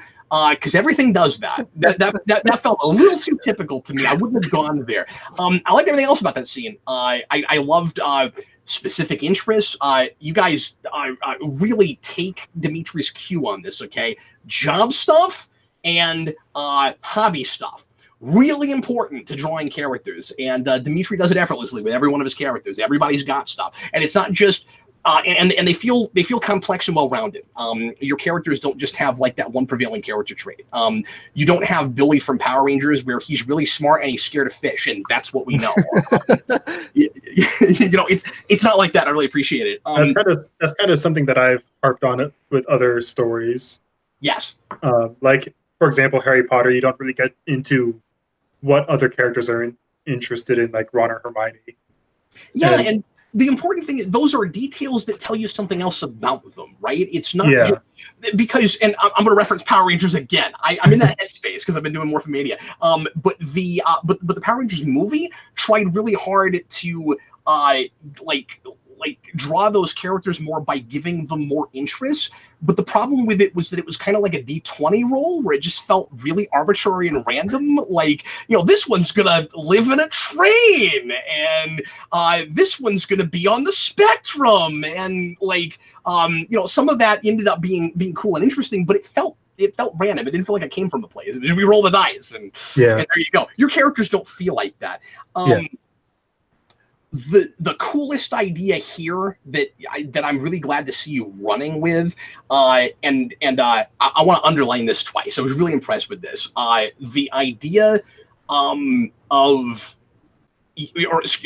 metaphor of stars as families is great. Mm-hmm.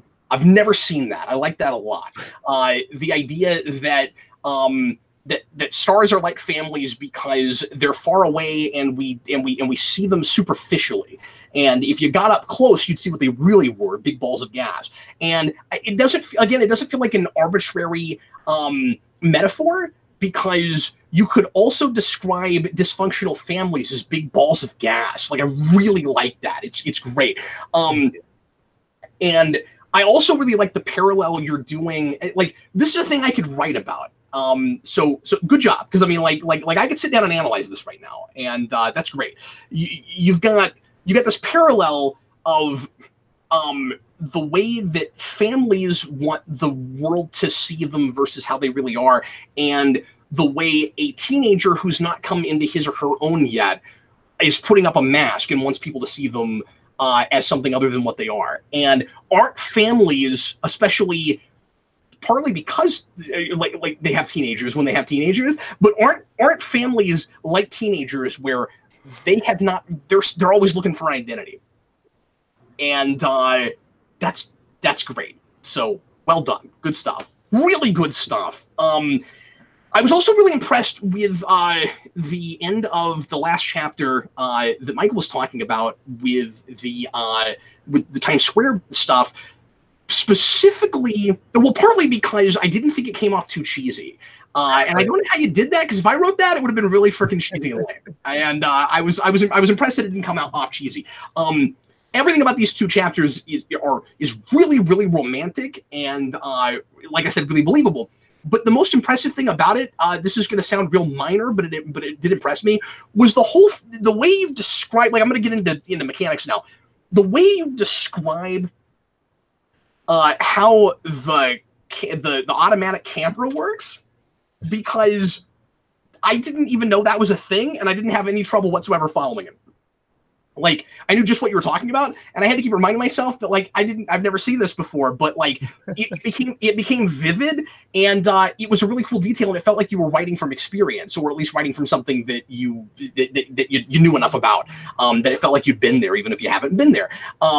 And I thought that was really impressive, especially because, now we'll get into criticism mode, especially because there were other places where I was having a difficult time forming vivid images in my mind. And I was never lost or confused, partly because you're writing a real straightforward narrative about real down-to-earth places. But I think sometimes you're skimping a little bit on the details about places we're visiting, particularly at the beginning of that first chapter we read today. At the house, the clothes are nice looking and the house is nice looking. I need more than that. Describe the house. So I get a sense of like vague opulence, or at least these people are well off enough, and I get the sense that they're very tidy.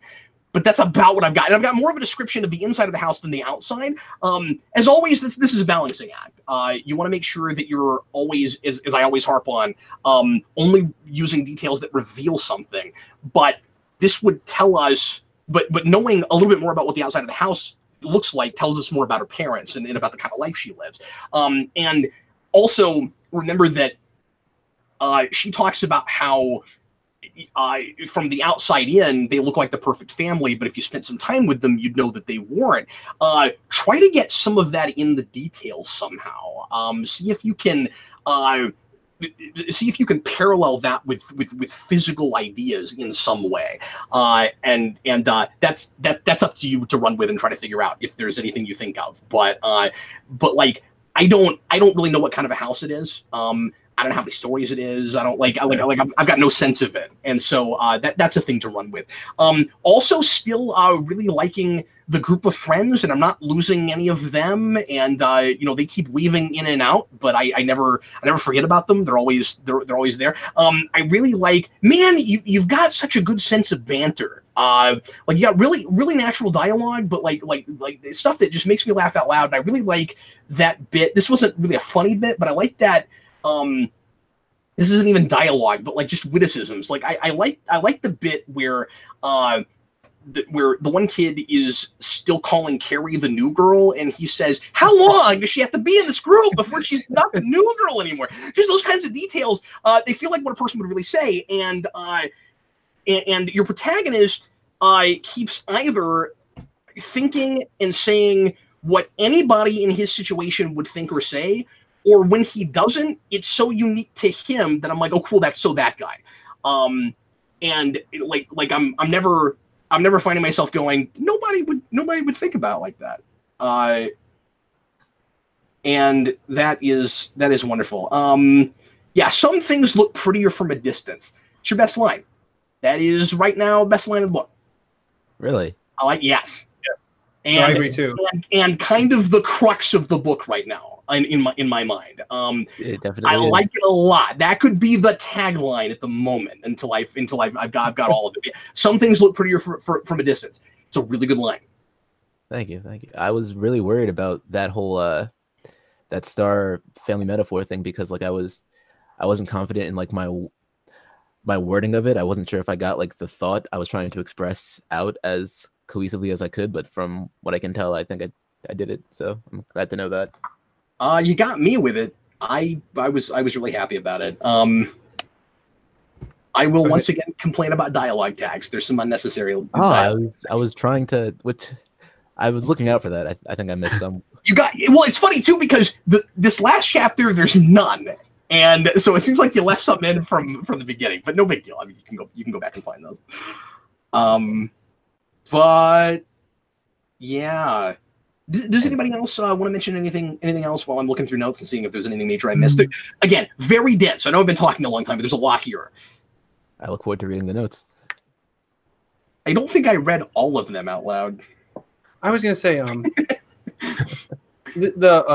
what really works for me in this is that it's almost like I know obviously it's like a coming of age story, but it's got like a good message, like that idea of like, not everyone's perfect and parents aren't perfect. Like we come up with this idea that, oh, our parents know everything, but in reality they don't. Like it's an obvious message for someone. Yeah, no, you're right though. It's great because it's a coming of age story, but it's also about how in some ways you're always improving and you never fully find yourself. And then you get to the end of that last chapter and his New Year's resolution is to improve himself. Exactly. Oh, yes, of course. No, it's real cohesive, dude. I'm gonna say the reason why I like it is like it almost could be like I don't want to call it a teen novel book because that's underselling it. Like it could be like a book out there that's like appealing to like kids or young adults. Like it tells a good story and it kind of like helps them understand their life and cope with like I may not have the best situation, but always improve and always realize that no one knows all the answers. You just kind of got to go out there and try yourself. I'm glad that was communicated. Thank you. Yeah. And these kids do act like kids. That's kind of something that I'm always a little wary of going into these kinds of books about young people. I thought that was really well done. It helps that I was in high school not long ago, so I'm easy to get in that mindset, but yeah. Thank you. Man. But your average high school kid that wrote about being in high school is not going to write like this. And I think it's really funny that earlier, and I know we were poking fun at you a little bit for saying that you hadn't read anything in a year, but like this this certainly reads like a person that reads things and doesn't just watch TV. Because if you just watch TV and you're just looking at like angsty teen dramas and stuff, this stuff is going to be a lot more superficial and forced and drama for the sake of drama. You know why the drama works? Because characters don't just scream at each other for no good reason. You know, you don't think drama means grr, arg. Thank you. But as someone who just finished watching Smallville, like, I have to say, like, you managed to transcend the teen genre thing. Like, but let me interrupt you for a minute, Michael. Just remember, if he just finished Smallville, that means his standards are like, what? Okay, so take it with a grain of salt, you know. Fully prepared. But what I was trying to say was the idea that, like, you don't even necessarily have to be a teen to get something out of this. Like, you could be an adult and be like, oh, these like, I as someone who's like, I made new friends recently, and like, this is kind of what it feels like, that joyous moment of like, oh, I've met someone to connect with, and like, it works on a lot of levels. Thank you. That's what I was going for. I wrote in my notes that you are finding universal truth through your fiction, which is what it's all about. So nice work. But I think we've polished your hat enough. Dimitri, do you have any questions for us, sir? Most of what I wanted to ask about, unfortunately, was kind of in the 4 and 5. I'm so sorry about that. Now, in my defense, we would not have had time to do both today. But it would have been good to do them in order. I don't know how it's gonna work next time. I'll let you guys decide amongst yourselves. Does anyone have any criticisms about just the well, I guess you already said the lack of description in certain scenes. The thing I'm most like conscious of is just like not describing like my thoughts as well as I think I am. Is there anything else that leapt out at you besides just the lack of description in the house? When you say your thoughts, do you mean you're worried that you're not communicating like emotional stuff well enough, or exposition, or more so like exposition and like just things happening in like physical environments and whatnot, like you said? Like, I don't it's know, mostly just that, and it's few and far between. It was, hopefully this doesn't come out bad. Hopefully this doesn't hurt your feelings. It was hard. It was impressive that the New Year's Eve scene is written by the same guy who wrote that opening scene. Because I feel like after you wrote that scene, if you were to go back and look at that first scene from that first chapter we read today, you'd be like, oh, wait, nice looking. What am I doing? I mean, I don't feel like that guy writes nice looking twice. Okay, yeah. Please don't have your feelings hurt that I said that, but No, I mean, we've struck his ego enough, I think. Yeah, heap on the complaints and criticisms.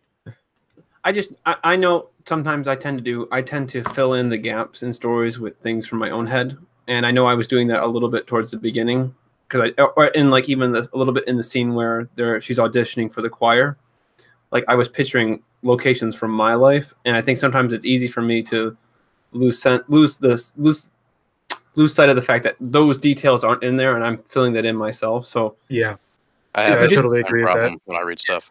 All right, I totally agree with that. So as someone, if you're going back and editing, try to do your best to like objectively stand back and say, like, did I put details in there, or are they missing, and I am hoping people fill it in later on. All right, thank you. that is one of my big weak spots as well, man. I feel for you. When you send me the notes for 4 and 5, are you going to just send the ones that you already wrote before, or did you write notes already? Or are you going to write them? No, I was just looking for them. I'm gonna have to go back and write them. Okay. All right, so just get that whenever you can. All right.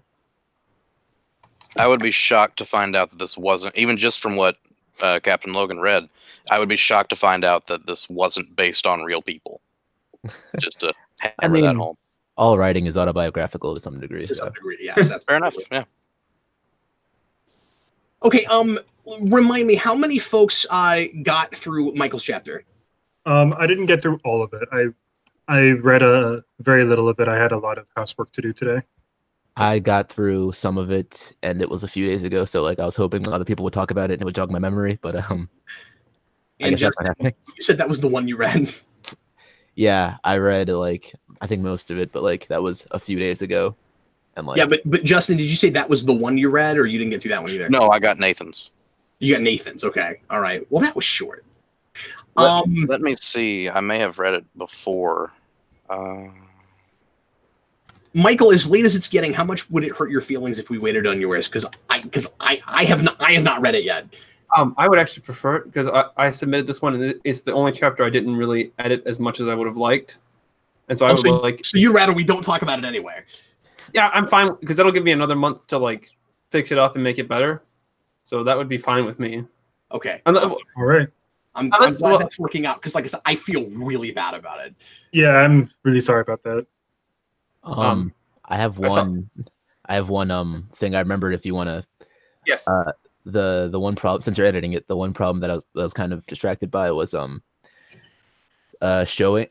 telling instead of showing a few times, and what I remembered about it was like there were certain parts where you kind of like fast forwarded through events and you gave details like you said that Pierce was being quiet and he wasn't talking to people for a couple of days and he was keeping to himself, and like I felt you could have like demonstrated that through a conversation or something like that rather than just telling.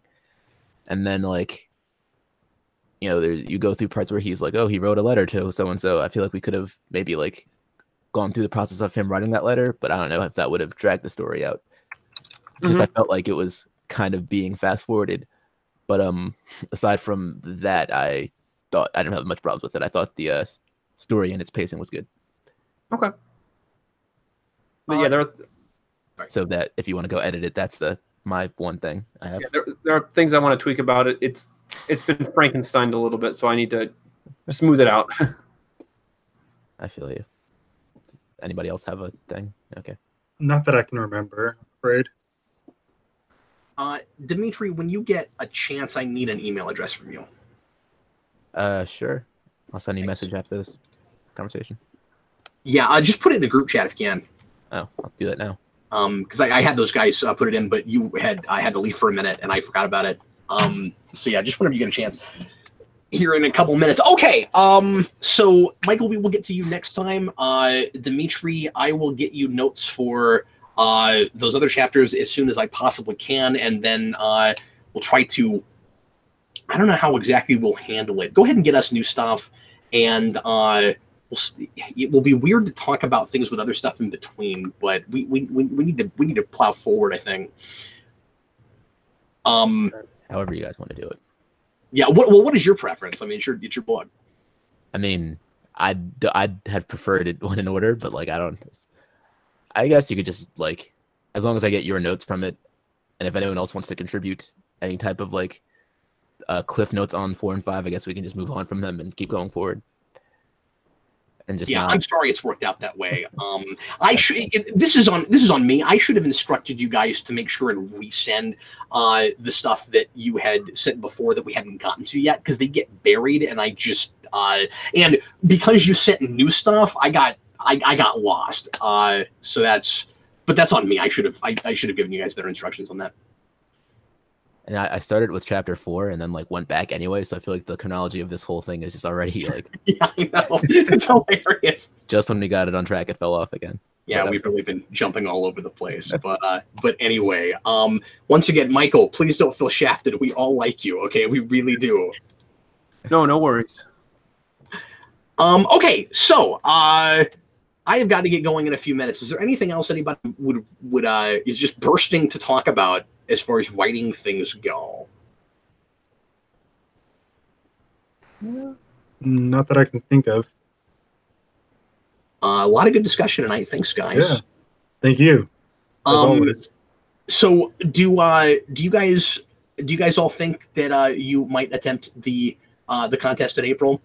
Probably. Yep. I honestly don't know. I am doing a creative writing class at my school, so I might try to do it as part of an assignment for that as well. Yeah, that's a good idea. If it fits whatever the criteria are, are for I have to do a short fiction assignment anyway. So usually in creative writing classes in college, they're real open. Like I had one professor who gave us prompts like I'm doing with this, which is really the reason I'm doing that. But everybody else, it was always really open. It was just just write something. It needs to be at least this long. It needs to be literary. Yeah, up until you mentioned this little competition thing, I was considering just submitting a part of one of my chapters for critique. But I might actually just do the superhero thing. Yeah, I'll probably do that too. I've actually had a few ideas rolling around in the back of my head for something similar to that, so good a time as any. Yeah. Well, I'm sorry for giving you guys more stuff to do, but I really want to focus on literary, and I'm trying to use that as an incentive. And you know, we've got guys like Dimitri that are already very much writing literary fiction. But there's some other folks that are handing in a lot of other different kinds of things, and that's not bad or anything. But I just want you guys one time to see if you can. And like Jacob, you're also writing a literary thing, most certainly. Yeah, and I mean, I'll probably just submit the next chapters for my thing, just so I can keep getting useful critique from it. Well, I mean, because I'm like getting to the point where I'm ready to move on to the next like part of the story. Yes, I've been writing I feel like I've been writing this exact part for years now, so I'm ready to like move on to the next segment. Yeah, press on, absolutely. Yeah. But remember, we've got another meeting in between. I want to make sure that you guys could turn in one more thing, so you'll have a couple months. And if it's not enough time, like we can push it off another month too. It's really not a big deal at all. Okay. So yeah, it's not super important like when we have the deadline. I just want to put everybody on the same page and not have it be like August, you know. When's the next meeting? Is this the January meeting or the February meeting? The January meeting, yeah. So we're gonna try to meet again. It's gonna depend on when people can get chapters in. So I want to kind of give you guys a couple of weeks and just see where people are before we for sure say it's the last week of this month. Otherwise, we'll do it the first week of next month, and we'll just stay a week behind, I guess, for a little bit. I mean, mine are done, so I don't know. Sorry, say that again, Dimitri. I was saying mine are done, so like whenever you want to do it. Can we meet again next week so I can get those 3 and 4 notes? Can we meet again like tomorrow? Like, I'm not ready. I'm not ready. All right. No, it's just gonna be me and Dimitri hanging out, talking about his story. Like that one time that I showed up. Yeah, you remember that? Yeah. We did not just talk about your story though. No. We waited on that. Yeah. Well, anyway, yeah, sorry it's been a little bit, guys. I'm glad we were able to meet. I wanted to mention that, okay, so we do have obviously some folks missing that didn't turn in anything and show up this time. Of course, Nathan did turn in anything and wasn't here. That's the second time. Yeah, it's weird. And then let's see, we've got, what's his name? Brendan. Brendan, thank you. Yeah. I can always think of his username, but I can't always come up with his first name. So Brendan's got internet problems, so that's why he didn't show up tonight. Neil is coming back. He just rejoined the Patreon, and he's going to try to meet us next time. He said he had a story he had submitted quite a while back that he never got critiqued because he left, and he's going to have to resubmit that. But anyway, so we should have him next time. And then we have lost Kareem for the time being, which is unfortunate. He is having some monetary problems and says he's going to try to come back eventually. But he anyway, he's having some difficulties, so he had to drop out of the Patreon. But I mentioned that just to say that it's not anything we did. He loves being here. He just can't be on the Patreon at the moment. So I miss him. He's great, but hopefully he comes soon. So he was writing some very interesting things. Yeah, he was. What I love about him is that he's like I don't know about this writing fiction stuff. I just want to write scripts. I don't know about this writing and then he writes fiction. I'm like, no, you're pretty good at it. You should probably keep doing that. You know? Let me just say that all of the fiction things that I've read from this have been pretty cool to branch out and read. Like, it's not a lot of it is what I normally read myself, but it's been interesting and fun to go and go through all this. Well, that's good. And turnabout is fair play because most of us Yeah. don't read the stuff that you're writing and that you read Yeah. either. I don't read anything, so all of this is.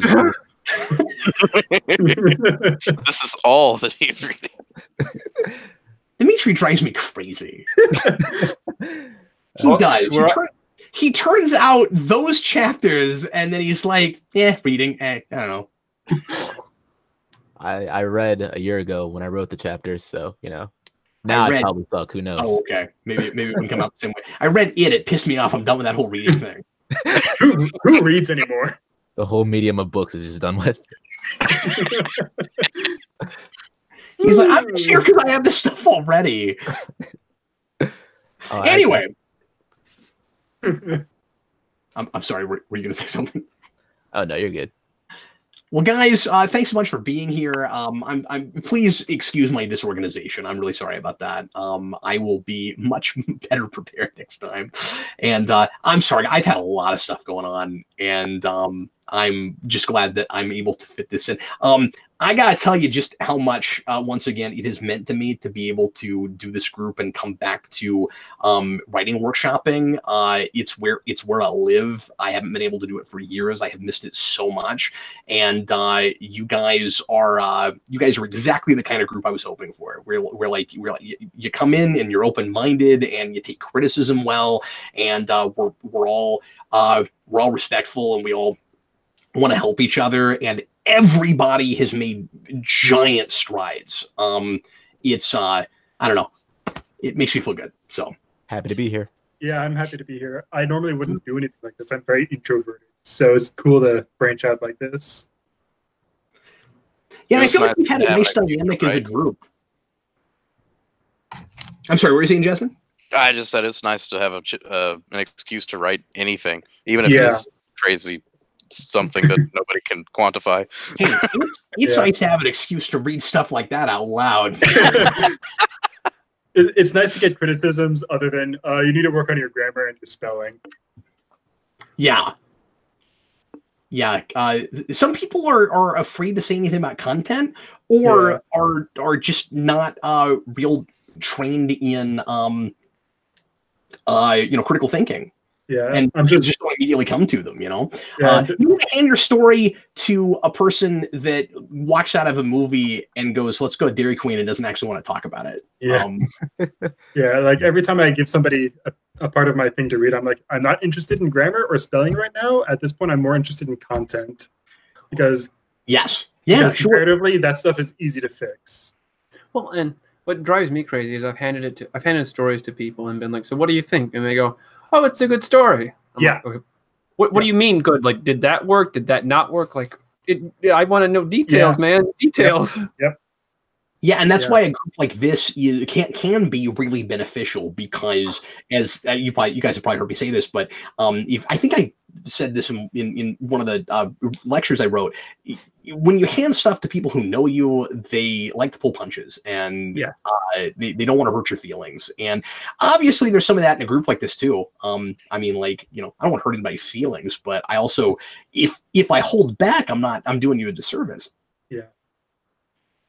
And so I have my wife read my stuff because she likes to read my stuff, but she's not as critical as somebody that knows a lot about fiction but doesn't know me. Mm. Although when she has been very critical, it's been very helpful. My wife fixed my first novel. Oh, I had a plot point that was my interdimensional thing. I had a plot point about a character that I had decided was a dimension in my multiverse, and she goes, "A person can't be a dimension. That's dumb." That was a really simple fix. And I was like, "Well, no, it gets better." I was like, "Well, how come?" And she was like, I was like, "Look, like I'm making up the internal logic. Why can't I have a person be it?" And she's like, "Because it goes against the internal logic you've already set up, genius." And I was like, "You said it works like a web. You can't have a part of a spider web inside the spider web." And I was like, "Yeah, I guess that's true. So what am I going to do?" I'm a writer, I don't know. I'm just letting you know it's stupid and it doesn't work. So she's real helpful like that. So yeah. I sat down and I didn't change the part about this guy claiming to be a dimension. I made it so that he wasn't actually a dimension. He was duping everybody into thinking he was, and in fact, he had what I came to call a portable pocket dimension aperture in his stomach, and he could suck you into a pocket dimension and pretend like he sucked you inside himself. But it's not. That's the big reveal, is that he's not actually inside him. And it ended up being one of the more fun chapters of the book. And I would not have come up with that if my wife hadn't said, "That's dumb." Yeah. No, I know exactly what you mean. I wrote a mystery, and I had terrible logic in one part, but it made sense to me in the moment. And someone's like, "You do realize that people know someone's dead before they should, and it messes with everything."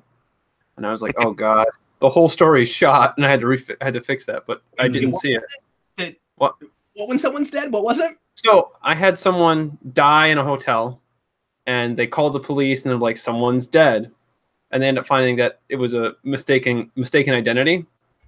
And the problem was that the real person who wasn't dead was in the room at the time when they made the phone call to the police. So I'm like, they have the dead body and the person alive. Why would they ever think that it was the person who was dead? Oh no! And it was like I didn't think that out very well. Yeah, dude, mysteries are the most difficult genre to write, and you need other people. Yes. Outside of this, I'm actually like mainly like a mystery person. I write a series of mystery short stories, and like you need other eyes to point out things that you would never have thought of otherwise, or the whole story falls apart. And yeah, the worst part was I was so ready. I was like, no, it makes sense. Okay, it makes sense. And then I was like, oh, you're such an idiot. What are you doing? I learned to stop trusting myself. I never make sense when I'm writing it. Yep.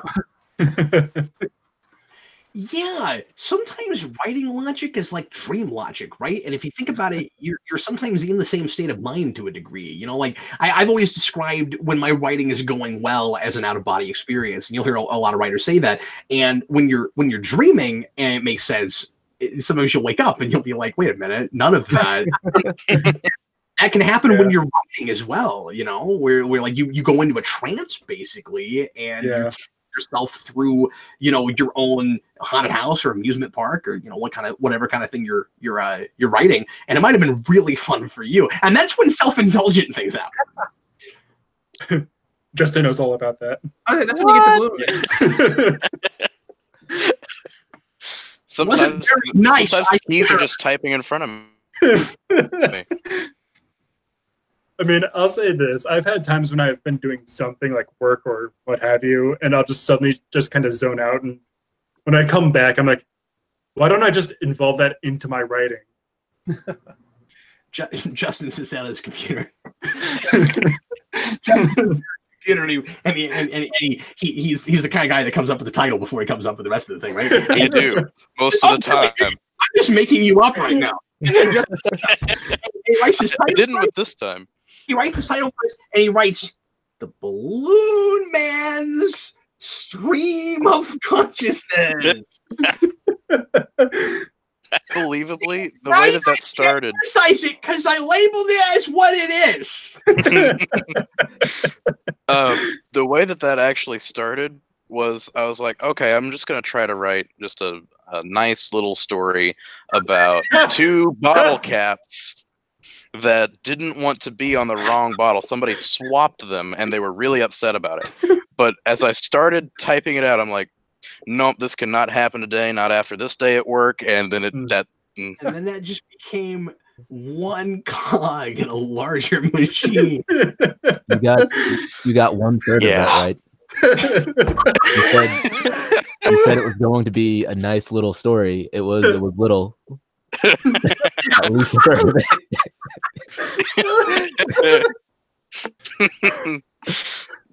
Getting there. Just throwing facts at you, okay? Say that again. He's just throwing facts at you. Criticism. He's just saying things that are objectively true. You guys, this was an absolute blast. I have to go talk about Power Rangers.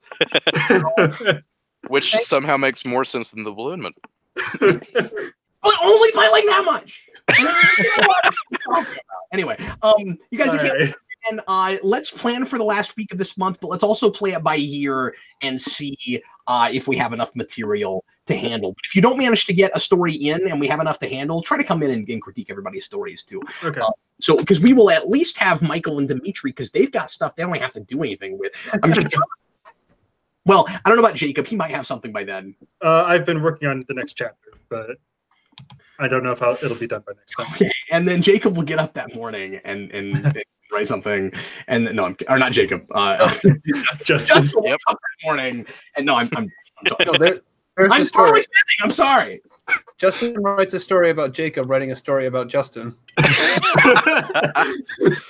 Oh, you read my mind. I'm like, okay, I like to open this critique with this question. Who is your audience? And he says, this room. What else? Literally the room, because everything talks. All right, guys, I got to get going. Thanks. All right. Thank you. For See you doing next this. time. And I'll see you guys in a couple weeks. Bye. Yeah. Bye. Bye.